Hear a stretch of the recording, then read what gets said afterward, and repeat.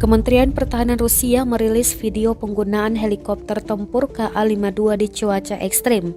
Helikopter tempur Ka-52 dioperasikan pada malam hari dengan terbang rendah di tengah guyuran hujan deras untuk menghancurkan senjata anti pesawat dan kendaraan lapis baja dengan peluru kendali anti-tank milik militer Ukraina. Militer Rusia mengklaim keberhasilan Ka-52.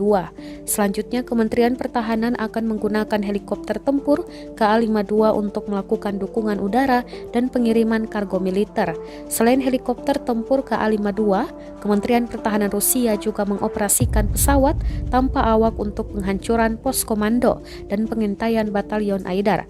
Beberapa waktu lalu, Sukhoi Su-34 milik Rusia berhasil menghancurkan infrastruktur militer nasionalis Ukraina. Kementerian Pertahanan Rusia mengklaim sudah menguasai pertahanan udara Ukraina dan mengambil alih pangkalan militer angkatan bersenjata Ukraina di dekat Kherson.